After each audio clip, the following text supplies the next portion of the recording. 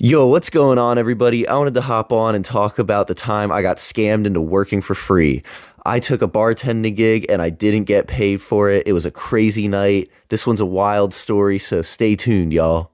So, I've got a good close friend. I've known this guy for over 15 years. Best friend, just a really thoughtful and loyal, great friend.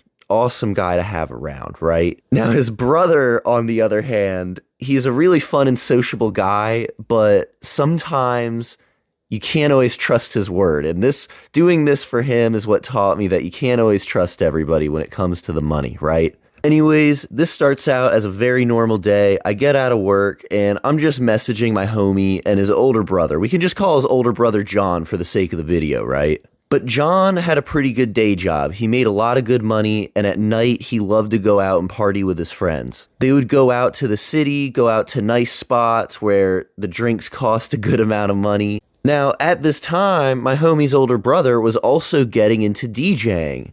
He started getting these gigs in small bars and venues where he would hop on and bring his laptop and start DJing, and people would be dancing and he would be posting it to Instagram, and he would always be texting me about it and posting it to his private stories, which makes sense. And to be fair, we had gone out a couple nights before. Nothing crazy. Him and I would go out before he started DJing, and to be fair, he would let me put a few drinks on his tab, which I thought was pretty cool. But that was where his generosity ends. So anyways, I get home from work after bartending. It was a pretty long shift, right? I check my phone and I see that John, my homie's older brother, sends me a message. He says that his homie's parents are going to be out of the house and they're going to throw this banger house party that he's going to be DJing for.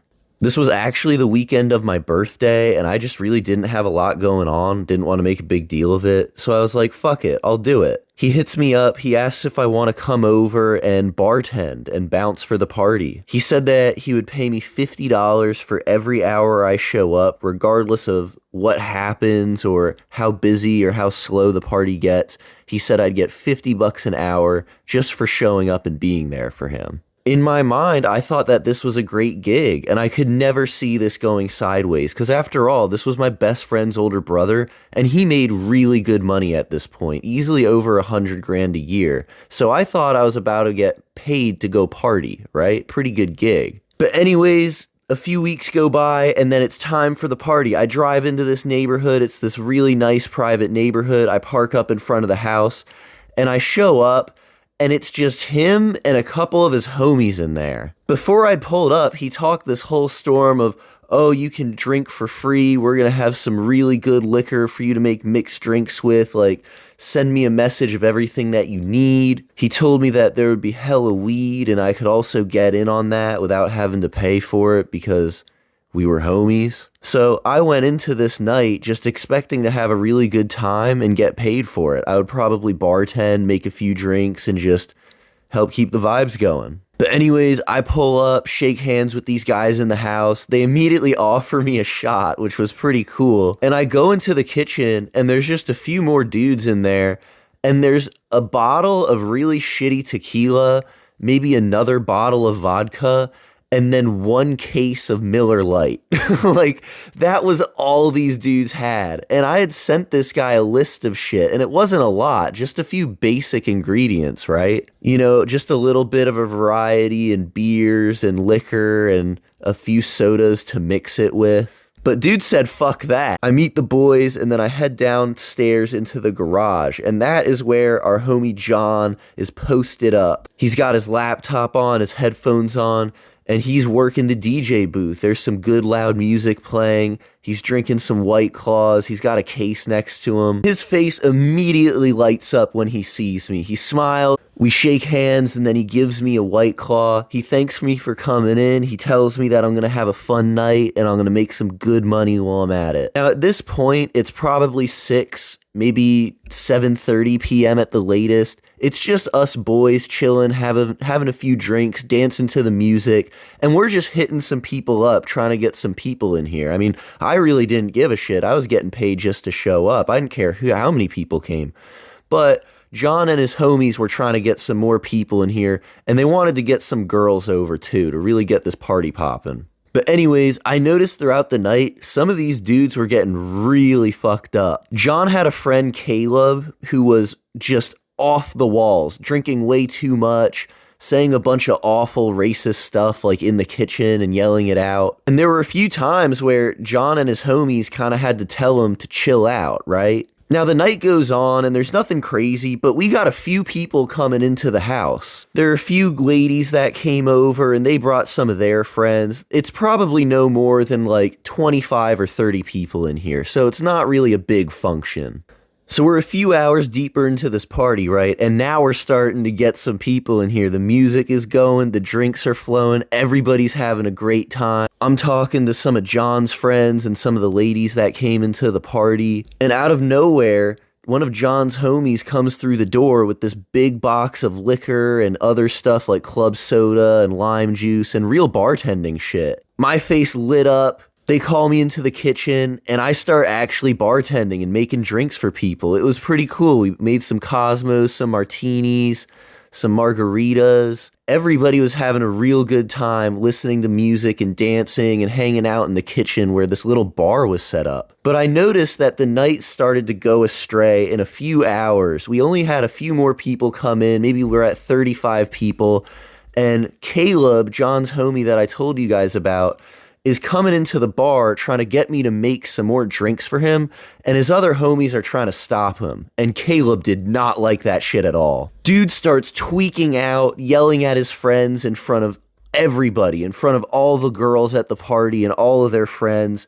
Everybody stopped talking, and you could only hear the music coming from downstairs and Caleb screaming in the kitchen. Caleb got so mad that his friends were cutting him off from having more alcohol that he started screaming some really out-of-pocket stuff at them, calling them just basic cuss words, and then he starts slurring at them, like really bad racial slurs. At this point, some of John's friends physically restrain this dude and like wrestle him onto the couch and start shouting at him, telling him that he cannot say shit like that. And if he keeps doing more out-of-pocket stuff, he's gonna have to go home. Things escalated for just a brief minute when they started screaming at each other on the couch, and I thought things were gonna get real bad because they were putting their hands on each other. Neither of these dudes really knew how to fight, but you still didn't want one drunk dude to start beating the shit out of another drunk dude at a party. Like, this is not good. Luckily, that was it, and things cooled down, but that killed the party. All the girls left, a bunch of John's homies, they took off and left to go to the bars, and at this point, the party was dying down. Now, here is where things in the story go from a little out of hand to fucking nuts. We're all just chilling in the kitchen. John stops DJing in the basement and the garage just because nobody's there, right? And we're all just talking in the kitchen about what our next moves are because clearly this party that they tried to throw is fucking dead. So we're all just chilling in the kitchen, and that's when John decides that we should all go to this one pub that he DJs for sometimes. There were probably 10 of us guys in there, and they were arguing back and forth for maybe a good 20 minutes before they decided that they were going out to the pub, and that was the move. It was already like 11 p.m. at this point, but they didn't want the night to be over. They weren't happy with their party going to shit, so they wanted to get some more action in. So we all get outside, light up some smokes, and chill and wait for the Ubers to pull up. And I have no fucking idea why, but they let Caleb tag along, and he was wasted at this point. And he was still saying really out-of-pocket shit, especially in the car ride over there, man. But we get into our Ubers, and then we head over to this pub. Now, right off the bat, we get into the pub, and John runs over to the DJ booth, and all of his friends follow, and I'm kind of just tagging along with them, right? We go over to the DJ's booth, and John knows this guy. They shake hands, they start laughing and chilling, and this big dude behind the DJ booth says that in a few minutes, he'll let John come behind the booth and start playing music for the pub. The energy for the night was picking back up again. I went over to the bar and got a Corona on John's tab, which was pretty cool of him that he was letting me get drinks on his tab. But hey, that's what he promised me after all, right? But anyways, Us boys, we got some drinks. The pub is crowded, totally full dance floor. And we all go up to the DJ booth where our homie is at. And we're just dancing to the music and drinking, right? There's some other groups coming up to the DJ's booth that starts dancing with us. A few college girls come up. We start chatting and dancing with them. And all of John and his homies were pretty cool. Everybody seemed to be on their best behavior except for Caleb, and this is where everything goes south, y'all. Caleb is stumbling around, and he's dancing like a total asshole, like running into people, like bumping into people when he really doesn't need to be. And it's clear that this dude is just fucking wasted, right? But anyways, we all dance for a bit, and then we pull off to the side, and we're just right in front of the DJ's booth. I'm talking to John and Caleb. Caleb says that he's got to piss real bad. I mean, to be fair, dude's got probably a gallon of booze in him, so it's got to go somewhere, right? John looks around the pub and points all the way across the dance floor to where the men's bathroom is, and there's a big lineup to get through to the urinals in the bathroom to take a piss. Lots of dudes were lined up waiting for their turn. I can see Caleb make a face, and then he kind of starts giggling and looking around the bar. To the left of us, maybe just 15 feet over, just off to the left of the dance floor, a little past this DJ's booth that we were at, there was this employees-only janitor's closet where they kept spare soda mixers, like a mop with a bucket and a bunch of cleaning supplies. And I see Caleb walk up to that room, and he cracks open the door, and he's looking inside, and that's when I can see everything in there, like the mop bucket, and the supplies and all this cleaning shit in there. It's clearly like an employee area zone, like for storage and cleaning, right? But anyways, Caleb opens up the door with this shit-eating grin on his face, goes into this little janitorial closet, closes the door. At this point, I'm getting really worried because whatever he's doing in there cannot be good. I turn and I'm starting to look for my homie John. I'm looking for him over at the bar, and I go up to the DJ booth and I find him and I explain to him where Caleb is at, and he immediately has this worried expression on his face. We walk back over and we're maybe just 10 feet from this janitor's closet, and we're staring at it. We're not trying to draw attention to ourselves. We're still kind of vibing with the music, talking, but we're eyeing up this janitor's closet because we know our homie Caleb is in there doing something real stupid. Guys, this is going to be so gross. If you're eating, pause the video. But we see a stream of clearish yellow fluid emitting from below the door. It starts to stream out, and this fluid gets all the way down. There's a stream leading from the janitor's closet all the way to the dance floor, and we can see people dancing in it, and it's so disgusting. It's getting on these guys' dress shoes that are dancing up and down in this puddle of piss. There were girls there wearing flip-flops and heels, and it was just the most disgusting thing ever. It was so nasty, dude. But it was clear that Caleb was pissing in the janitor's closet, clearly just pissing on the floor in there, which is so degenerate. John grabs the rest of his homies and pull them up to the door, and they are going crazy. They are howling, laughing, yelling out. I didn't really think that this was funny. I just thought this was disgusting and degenerate. And then the stream is done. We can see the last of it come out from under the door. And then out comes Caleb. His face is all red. He's pulling his zipper up and he's giggling to himself as he closes the door behind him.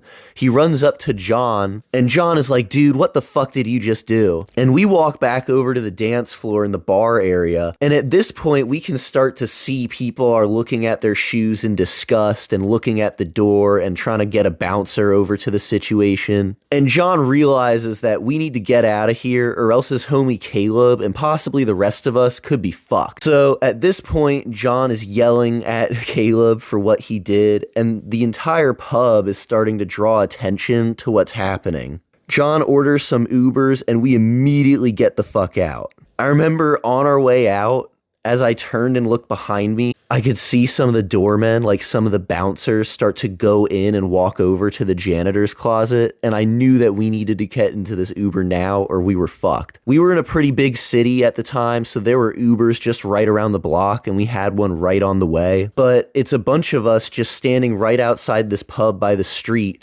and all of us are watching these doormen walk over to the janitor's closet that Caleb pissed in, and we're just staring at John's phone, looking at this Uber, which is 20 seconds away. We're freaking the fuck out because we're hoping that we can get into this Uber and dip before anybody realizes what Caleb did. And I feel really shitty about that. Like, obviously what Caleb did was wrong, but there was no way that we could face the music without the rest of us getting accosted by these doormen. Like, I don't know what they were going to do, but they probably would have put their hands on us for something like this for sure. But yeah, I know what you guys are thinking. Caleb definitely should have faced the music for what he did. But anyways, we're chilling out here on the street, right? And we see our Uber pull up and we immediately start getting into the car like it's a getaway situation of sorts. We start cramming into the car, getting our seatbelt.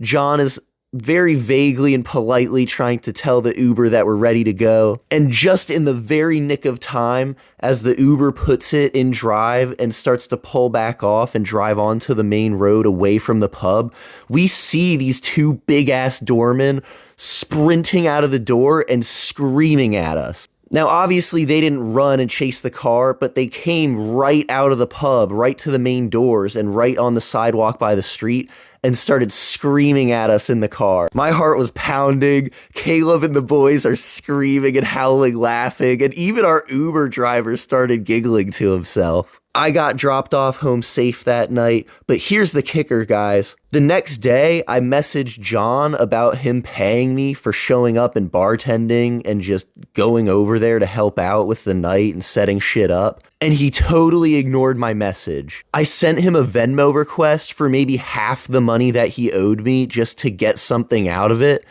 and dude just snubbed me. He didn't pay me a fucking dime. At that point, I realized that John and his friends just weren't great people. And the shittier thing is that John would send me his post on private stories telling me about future parties that he's hosting, even though he didn't fucking pay me for the last one that I helped out with. Anyways, guys, I thought that this was an interesting story. I still want to get my money for that fucking night, dude. That was some crazy shit. Hey, I hope you guys like this one. If you do, drop a like. And peace out, y'all. Have a good one.